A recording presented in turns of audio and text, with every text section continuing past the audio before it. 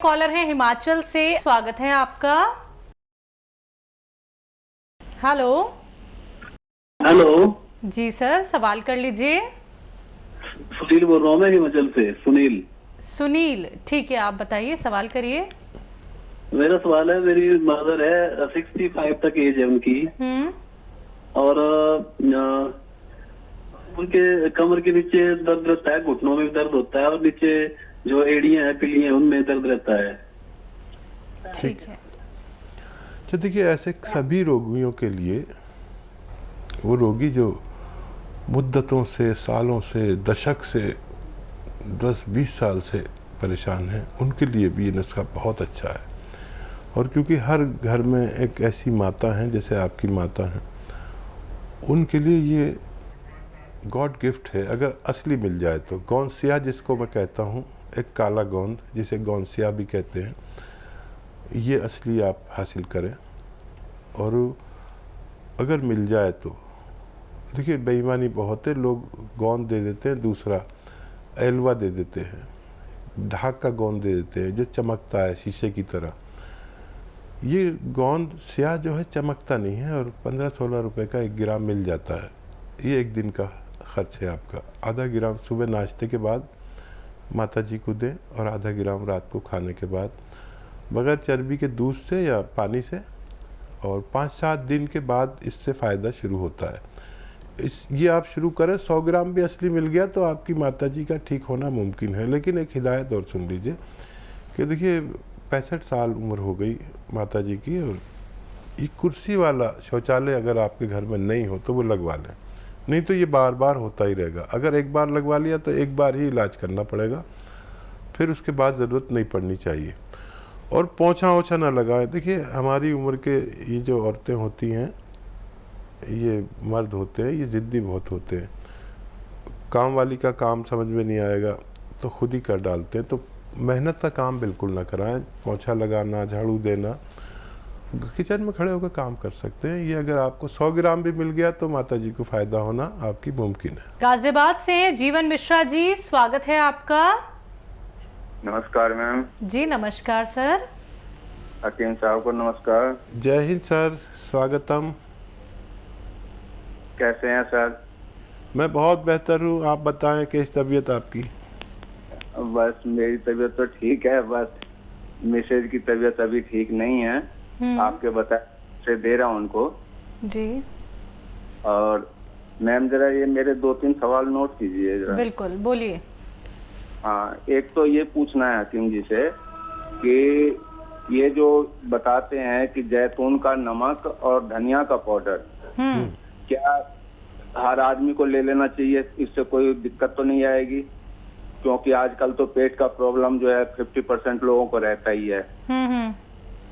और दूसरा ये पूछना था कि 25-26 साल का लड़का है, उसके आंखों में गर्मी में खुजली सी होने लगती है और लाल हो जाता है। तो ये मुंडी बूटी जो बताते हैं हकीम जी, क्या उनको दे दें वो मुंडी बूटी? दूसरा तो ये पूछना था जी। ठीक है। और ये हमारे मिसेज जो ये ले रही हैं, गोंसिया जो ले रही हैं, तो इनको पहले भी बताया था कि उनको जगह जगह जो है पित्त जैसे जो है निकल आते हैं, तो खाने का सोडा दे देता हूँ मैं। तो उससे वो आराम हो जाता है, और 1-2 दिन के बाद में फिर नए दूसरे निकल आते हैं, कभी कमर में, कभी गले में, कभी पेट में। अच्छा, ये कोई और दवा खा रहे हैं क्या आपकी मिसेज? कोई इंग्लिश दवा भी खा रहे हैं? नहीं, इंग्लिश दवा तो बिल्कुल बंद कर रखे हैं सर। ठीक है, ठीक है जी। ठीक है। और क्या सवाल? भाई सवाल तो ये 3 मैंने पूछा है, इसी के ठीक बारे है। में पूछना था कि ये जैतून का नमक जो है धनिया के पाउडर में मिला के, जैसे गैस का प्रॉब्लम है या और लीवर है या जो भी दिक्कत है, तो कोई आम आदमी भी ले सकता है इसे? हाँ, बड़ा अच्छा सवाल किया आपने। इसको कोई भी ले सकता है अपनी उम्र के अनुसार। 12 साल के ज़्यादा के लोग 1-1 चम्मच तक ले सकते हैं 2 बार। धनिया पाउडर और नमक जैतून, ये पेट के सिस्टम को अच्छा करता है। और पेट के सिस्टम में क्या क्या आता है? गैस, एसिडिटी, कब्ज़, बवासीर, और भी पेट की सूजन हो, लीवर की सूजन हो, और क्रिएटिनाइन बढ़ जाती है, किडनी का फंक्शन ख़राब हो जाता है, उसमें गंदगी ज़्यादा हो जाती है जिसे क्रिएटिनाइन कहते हैं, जिसकी वजह से हमें डायलिसिस करानी पड़ती है हर हफ्ते में 2 बार। तो ये इन रोगों के लिए और चर्म रोगों के लिए, चर्म रोगों में जिनको खुजली, दाने वगैरह वगैरह हो जाते हैं, या सोराइसिस एक ऐसा मर्ज जिसका कहीं इलाज मिलना, मुझे तो पता नहीं कहीं है कि नहीं है, लेकिन इससे सोराइसिस भी भगवान अच्छा कर सकता है। अच्छा, आप अपनी मिसेस को दूध से दें ये दवा, और अगर ज़्यादा मकदार में दे रहे हैं, तादाद में, तो थोड़ी कम कर दें। इसकी खुराक आधा ग्राम है और इससे भी कम देनी पड़े तो दीजिए, और 1 चुटकी सोडा रोज़ाना दे ही दिया करिए खाना इनको। और मुझे हैरत है कि कोई इंग्लिश दवा नहीं चल रही तो ये कैसे इनको पित्ती सी उछलती है, लेकिन आने वाले वक्त में इसको ठीक होना मुमकिन है। और जी, तीसरा सवाल है, 25 से 26 साल का एक लड़का है इनका, जिनकी आंखें लाल रहती हैं, तो क्या उन्हें मुंडी बूटी दे सकते हैं? हाँ, ज़रूर दे सकते हैं। उनको एक मुंडी बूटी रोज़ाना 1 हफ्ते तक खिलाइए और पानी पिला दिया करिए, आपके बच्चे के ये तकलीफ़ ठीक होना मुमकिन है। पंजाब से हैं भगवान दास जी, स्वागत है आपका। हाँ जी, अपने गुड़िया जी 10-11 साल की जी, 11 साल की गुड़िया है आपकी। वो रात को सोते हुए दांत खिंचरती है जी। रात को सोते वक्त दांत सोते हुए दांत खिंचरती है, ठीक है, जैसे ठीक। चढ़ करते हैं। ठीक हाँ है, जी। ठीक है जी। इनको एक दवा आप दीजिए, और वो दवा क्या है? कैल्शियम, किसी भी सूरत में कैल्शियम की कमी को पूरा कर दीजिए इनकी, और कैल्शियम की कमी पूरी कर देंगे तो इनके दांत ये जो किचकिचाते हैं वो ठीक होना मुमकिन है। जी, अगले कॉलर हैं दिल्ली से दयावती जी, स्वागत है आपका। नमस्कार मैम। जी नमस्कार। नमस्कार भाई साहब। जय हिंद, आदाब, स्वागतम, वेलकम।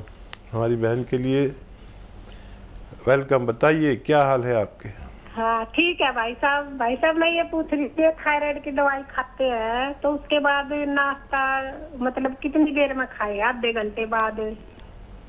और एक ये सवाल है कि जो मैं ये धनिया, सौंफ,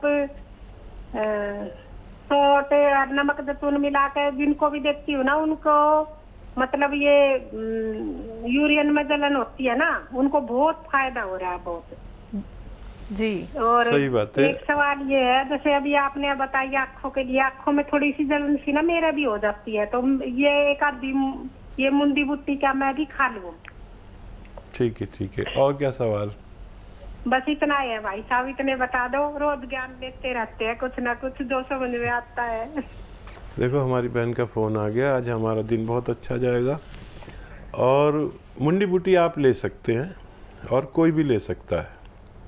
एक मुंडी बूटी खाएंगे तो 1 साल तक आँखों के जो मौसमी बुखार, वबाई इमराज रोग होते हैं ना, जो मौसम के साथ आते हैं, किसी की आंखें लाल हो गई, किसी की आँखों वो वायरल कुछ फ्लू चलता है, आँखों का फ्लू चलता है तो पूरे इलाके के इलाकों को हो जाता है। एक आदमी दूसरे को देख लेता है तो उसकी भी आंखें लाल हो जाती हैं।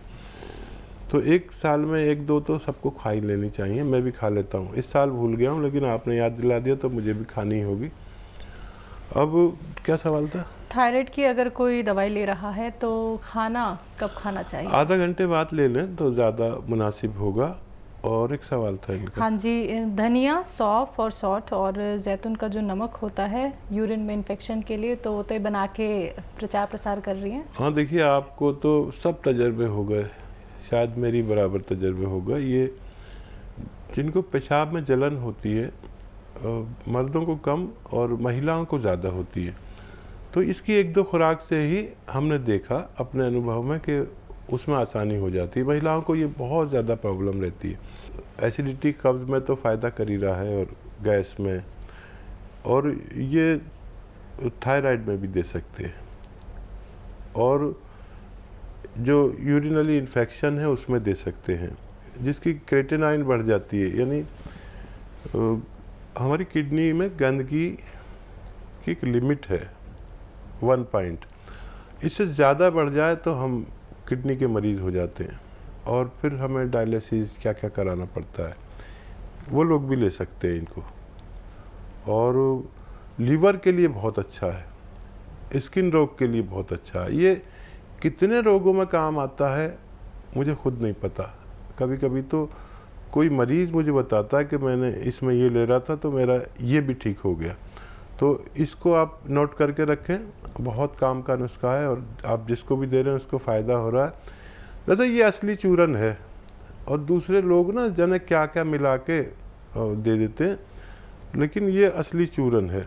सुलेमानी चूरन कहते हैं इसे, आप याद रखना, मेरा नाम सुलेमान है, इसे सुलेमानी चूरन कहते हैं। असली दवाएं मिल गई तो फ़ायदा होना मुमकिन है।